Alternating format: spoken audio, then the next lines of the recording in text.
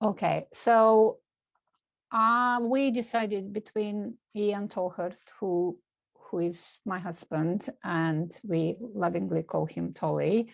We decided that he will focus on the farm and on the practices that we apply at the farm in view of plant-based organic farming, whereas I will focus on the organizational elements of support that exist or can be developed or need further support for farmers who choose to go plant-based, call it, or biocyclical, or in England we use the name of stock-free organic or veganic farming.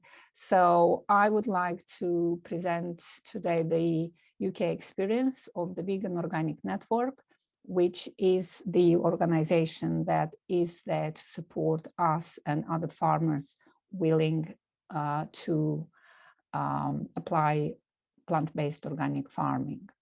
So Vegan Organic Network, or VON, as we call it, is an educational charity which was established in 1996, and it is solely working for food to be grown the veganic or stock-free way.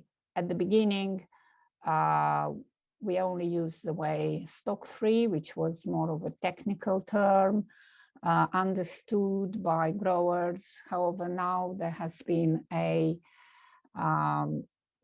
attempt to change to the word veganic, because this word seems to be more clear and easy understood both by growers and by consumers. And you can see the logo of Vegan Organic Network. So veganic is a combination of two words, vegan and organic. And according to Vaughan, this is a guarantee that food is grown in an organic way with only plant-based fertilizers, encouraging functional biodiversity, so pesticides are not needed, necessary. There are no chemicals, no GMO, and no animal byproducts in any part of the chain. In essence, veganic, or call it stock-free, is a logical step beyond organic for those who seek safe food grown in a sustainable manner. The scope of the Vegan Organic Network is to teach people how to grow food in the veganic way, whether they are professional growers, farmers, or amateur gardeners, to encourage companies to source ingredients from veganic farms, by this supporting the farmers, to help farms transition to veganic farming and support existing veganic farms, to educate the public on the benefits of veganic farming, and to work with governments to support veganic farming. Vaughan Organic Network is not a government structure and cannot provide a continuous all resources service to the increasing number of farmers who want to transition to this form of agriculture.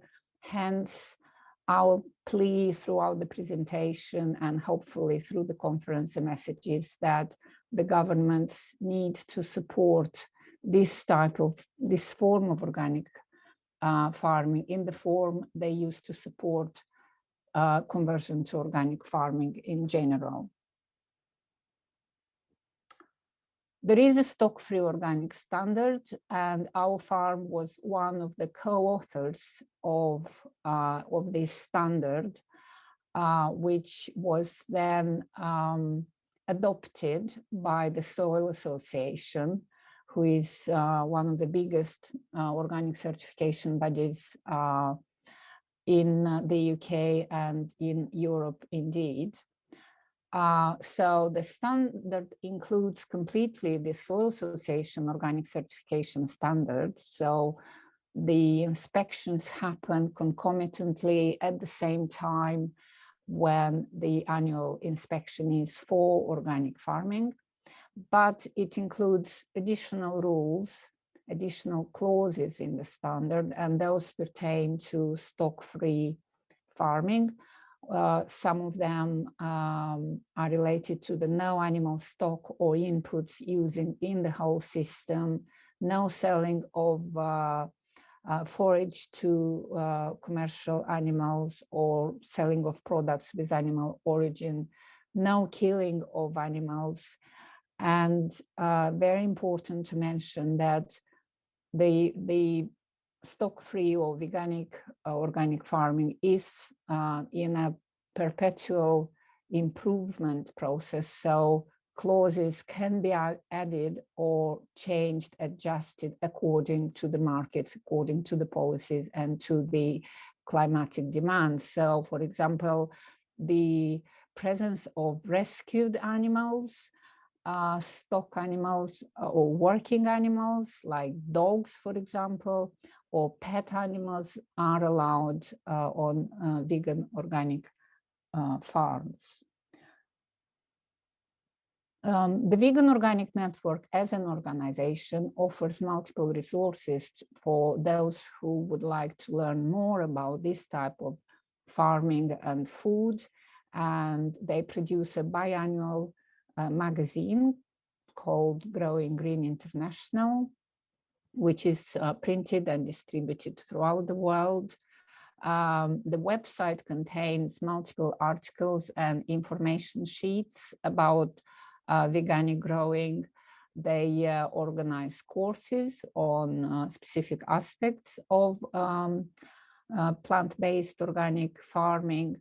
There are farm visits organized. There is professional consultancy offered on demand, and members can only benefit from newsletters, videos, forums, and other types of self-support measures that can help farmers and consumers understand the system and how to apply it in their own circumstances. For example, for amateur gardeners who don't grow food commercially, they grow it for themselves, but want to avoid any animal inputs, there is a practical guide that is offered at events and from the Vegan Organic Network online shop. There are a number of farms certified as stock-free organic farms. They are both in the UK and Ireland. I'm not going to name all of them. So there's a list of 2 pages of farms.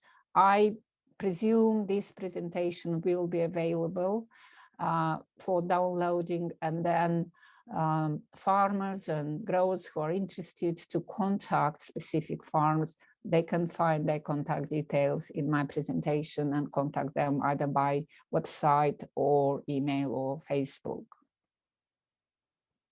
So the Vegan Organic Network is a membership organization, and they encourage farmers, growers, and consumers to join as members.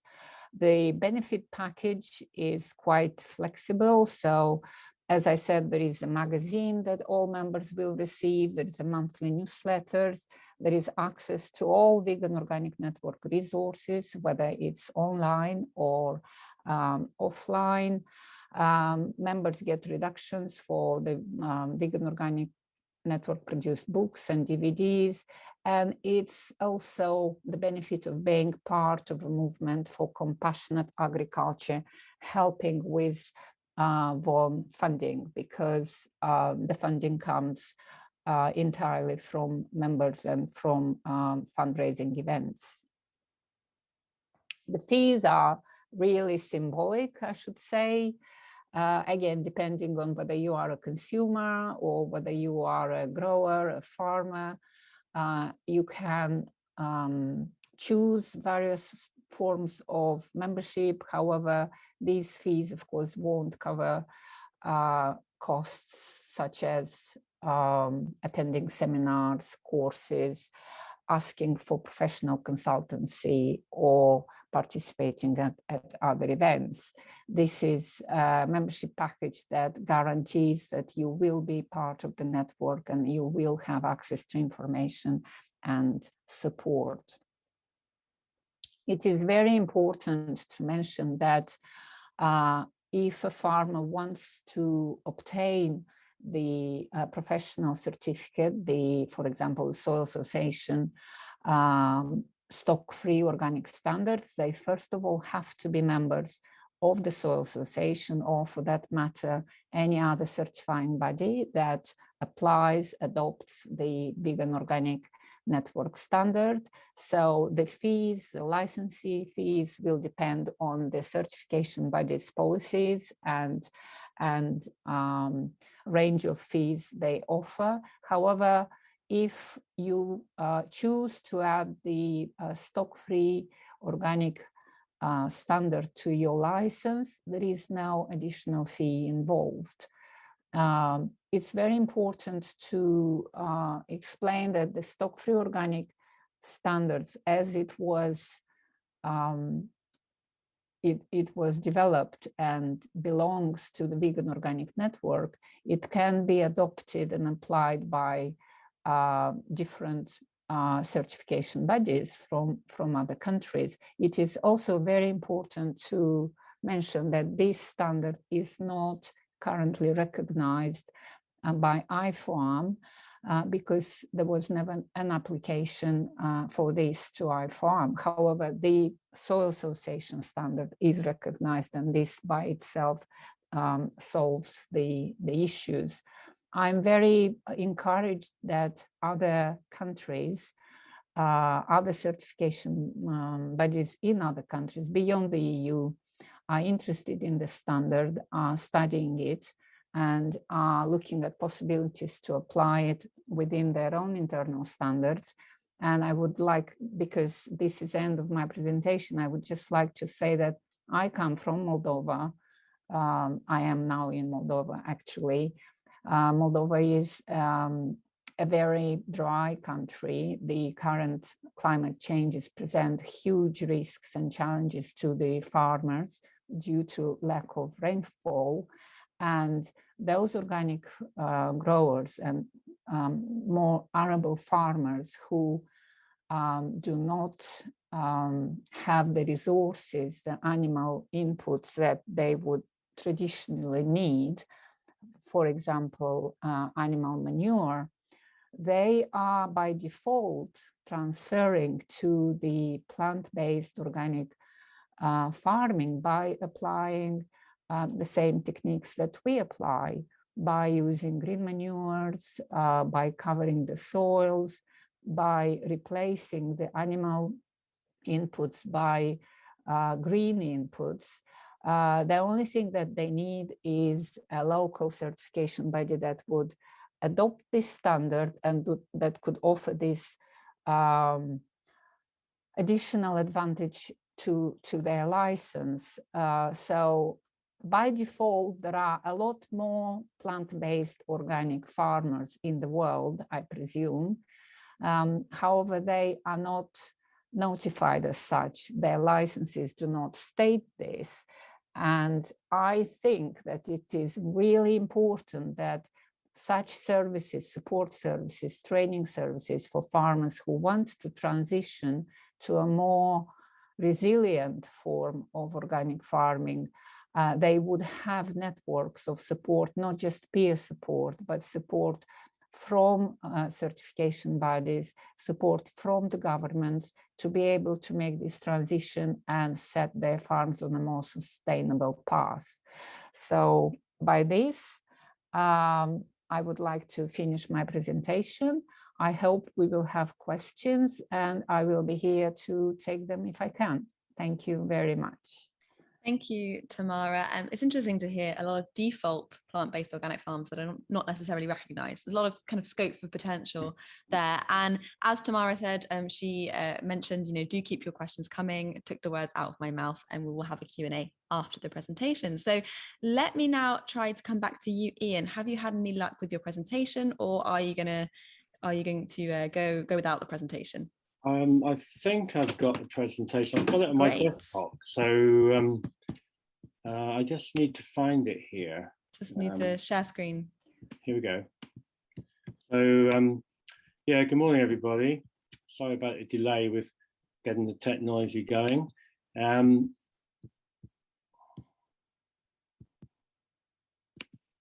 Right, presumably everybody can see this. Right, so what is a vegan farm? This is an interesting question, which wouldn't have been asked a few years ago. So we're really looking at these three words, which Tamara's already explained, but the word veganic seems to be the one which we tend to be using.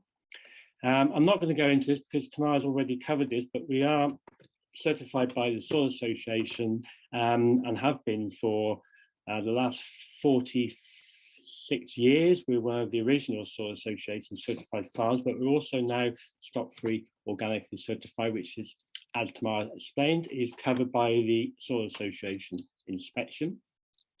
Why Stockfree? Now, we gave up using animal inputs more than 35 years ago, primarily because we couldn't access what I felt to be reliable and ethically sourced manures from animals. So it was really by default that we started on this course.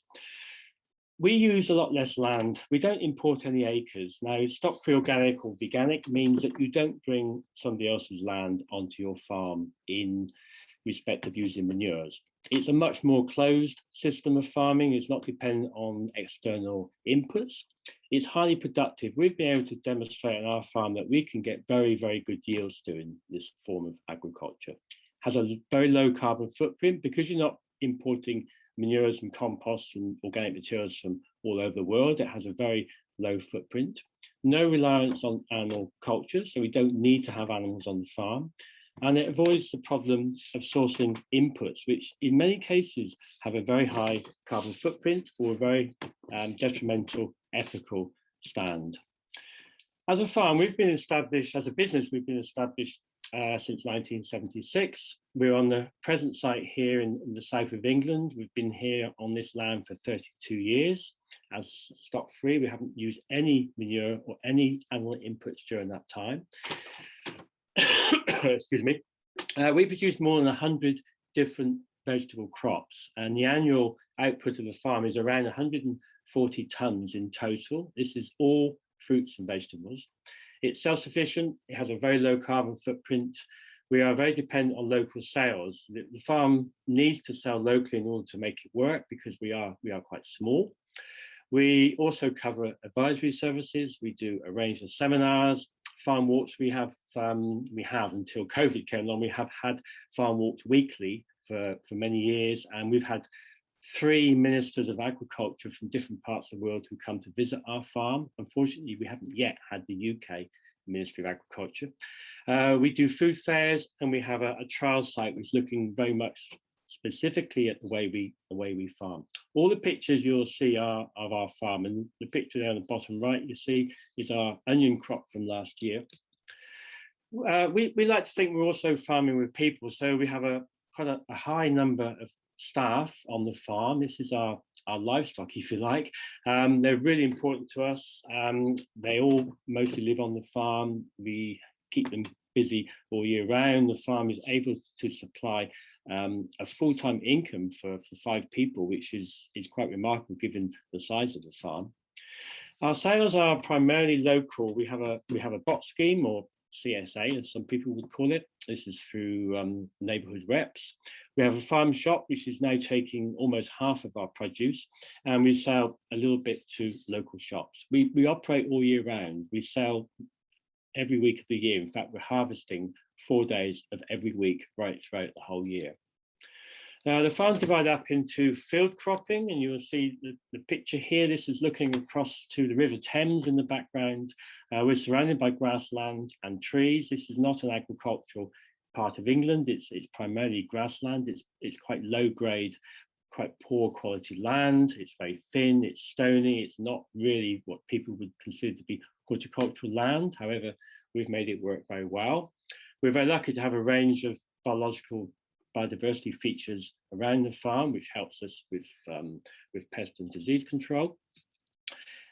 Field cropping is primarily what we call staple crops. So we have potatoes, top left, and over the last 3 years, we've had some incredibly high yields of potatoes, and this has been verified by researchers. We are grossing now in excess of 50 tons of potatoes per hectare. This is quite a very high yield given poor quality of our land, and also the fact that we don't use any inputs at all in order to get these yields. Brassicas form a very important part of the rotation. Onions, squash is now a staple crop, and leeks. In the field, we're growing quite large areas. So every part of the rotation is about 2 acres. We have a 7-year rotation. And here we're looking at squash. This was a picture taken last September. We've just harvested the squash. This is within our agroforestry field. One of our fields we have divided up into strips, 25 meters wide, divided by trees. We've increased the biodiversity of the site by doing this. And you see in the background, the hills, this is the edge of the Chiltern Hills. You can see how very dry it is. We're in a very dry part of the country. We have usually less than 500 millimeters of rain a year. So we do use irrigation. In the garden, we have a very old wall garden, which has been in continuous cultivation for more than 1,000 years. We have records that take it back to more than 1,000 years. It's a very old site. We're using the garden primarily for smaller scale intensive crops. Strawberries, you can see there, we are picking strawberries now. And last year we picked over 2,000 kilograms of strawberries from quite a small area within the wall garden. We also have, within the garden, we have a range of polytunnels and greenhouses, over 1,600 square meters. And within these, we have a separate rotation. We have a rotation of 5 or 6 years with a whole range of crops. You can see there, top right, we have tomatoes. And these are actually growing in a living mulch, a green living mulch. No fertilizer. We haven't used any fertilizer of any type, even organic fertilizer, on this farm at all in the last 33 years. We are primarily using green manures and compost, mostly from wood chip. I'll tell you more about it later. We raise all our own plants. We don't buy any plants in. We like to really produce all our own materials. So we raise our own plants using our own produced substrate. We make the substrate from wood chip compost. And we're producing around 150,000 plants a year, of which half are in modules, which you'll see there in the trays. This is tomato plants. And the remaining number, about 80,000, are grown as peg plants. These are bare root plants grown in soil in the traditional way. And these are transplanted to the field. The greenhouse you see here is very old. It's over 100 years old. It's our oldest working building. It's quite small, but it's quite good for the purpose we use it. But we've also increased the area of propagation by double in the last few years. We've increased our production quite significantly over the last couple of years. We have a range of trials going on the farm, and in 2019, this was just a selection of some of the trials. This wasn't quite all of them. We have very close links to the Organic Research Centre and have done for almost 40 years. And they're spending a lot of time here monitoring and collecting data on a whole variety of different aspects of the farm. And one of the most revealing things, I think, for our farm in terms of health of the soil has been the earthworm populations. And we have earthworm populations in excess of 13 million per hectare. That's 1,300 for every square meter of soil. And this is on land which is continuously being cultivated along with green manures and wood chip. We're also looking at ramial wood trials, which is something which hasn't really been done at all in the UK. We are the first farm anywhere in the UK to be looking specifically at ramial wood chip. The farm functions primarily on biodiversity. Biodiversity is the driver of the farm, and we like to think that the main crop we actually grow on the farm is biodiversity, and the vegetables and the fruit is a byproduct of that.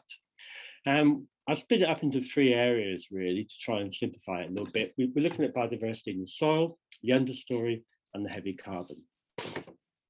For us, the soil is the ultimate biodiversity. It contains all the nutrients we have. We just need to make those nutrients available. We have very diverse rotations. We have a 7-year rotation in the field, 9-year rotation in the garden. And the whole rotation is really designed around the need to reduce tillage, to prevent soil loss, to make sure that soil is continually covered as far as possible with either a green cover crop or a vegetable crop. And the idea being really that the preservation of the long-term health of the soil. I've mentioned how important the earthworm is to us. And we've shown a very steady increase in carbon over the last 35 years of managing this land. We've been able to increase our carbon content by almost 50%, which is quite significant given that we have cropped quite extensively during that time. We feed the soil from within the farm. So we're looking at fertility really from our own resources. And green manure is one of the main feeders of the soil. We grow it not as a fertilizer, we grow it as a soil food. It enables us to make recycling all the nutrients from the farm. We can get nitrogen from the air. We're able to show that green manures also have a huge impact on biodiversity. It's not just about feeding soil, it's also about feeding biological diversity. And we've managed to make the farm very nearly a closed system. We're not relying on external inputs. The only external input we have on the farm is seeds. We grow some, but we do buy most of our seeds in. And over the whole farm, we are cropping 70% of the land area. So 70% is in crops and 30% is in green manures at any one time. And green manures are the driver of the fertility, and we use a whole range of different plant materials. Some are legumes, some are not legumes. And the idea really is to keep soil covered as much as possible. And this is our manure. This saves us having to import somebody else's land in the form of organic materials. We've pioneered this system of relay green manure, and we're actually sowing green manures into living crops or planting crops within a living green manure. This enables us to keep soil covered all the time. It's a great way of improving pest predator balance because green manures really improve biological diversity, not just in the soil, but also above the ground. And also they help to control weeds, gives protection of the winter, and really important is allows for soil stability. So when we have land in green manure, it enables the earthworm population and the biological function of the soil to thrive and improve. Here's a few of the flowers. This would be coming up in the next few days. We've got flowers like this in our fields now within the green manures. So as well as green manures, we're also introducing a range of native plants. Here you can see where we're strip cropping. So we have courgettes growing within a living mulch of green manure. We keep a little strip clean for a few weeks while the plants are establishing, but once the courgettes are established, we allow the green manure to cover the gap in between. And this is a system which has been working really well for us, having green manures and crops. It doesn't work for every crop, but it works for some. And here in the field, we have squash. These were all planted into bare soil, but green manure was established at an early stage of crop development, about 4 weeks after planting.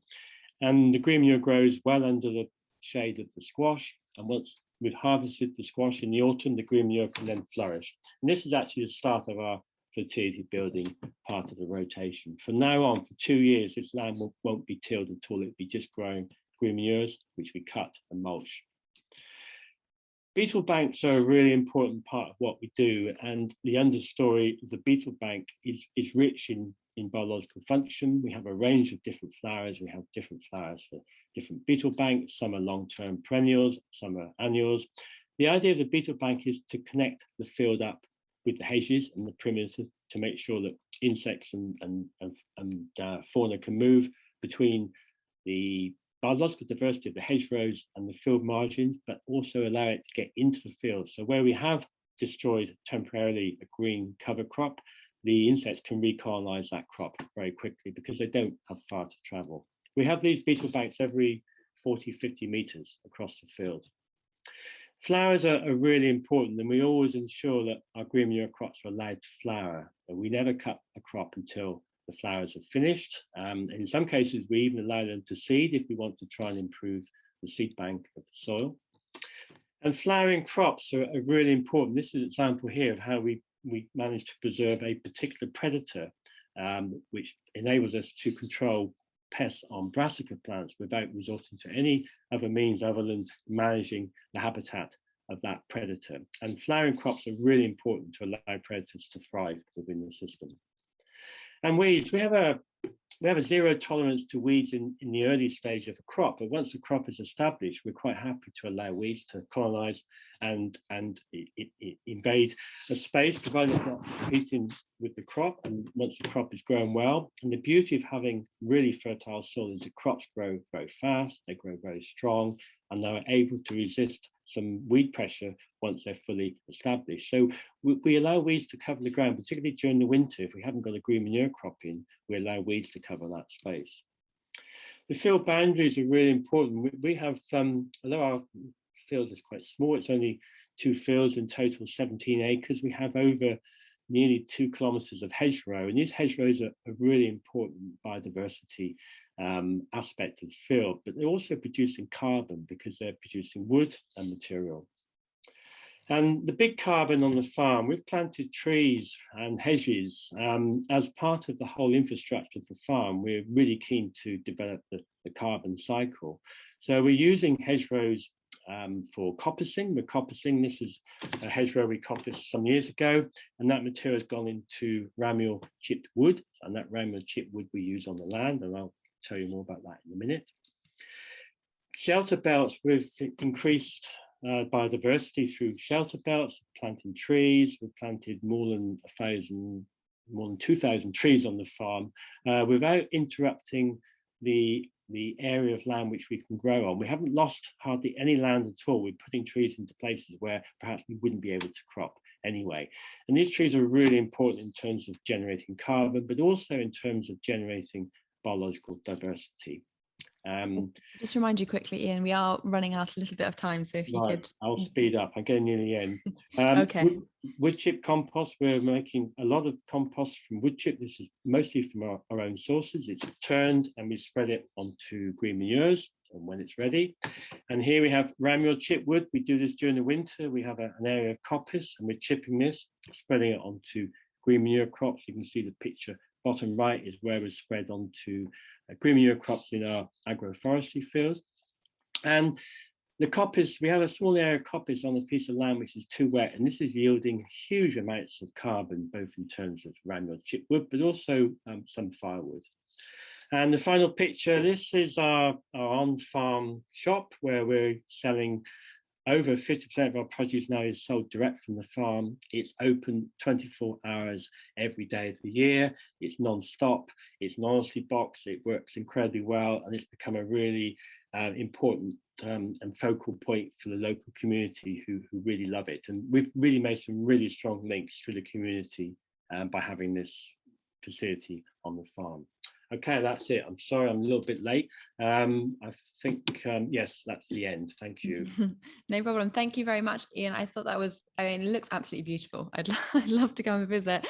And I loved what you said there, you know, the crops, you know, you consider the crops you grow are a byproduct of biodiversity. I thought that was, yeah. That was a very, very, very nice way to put it.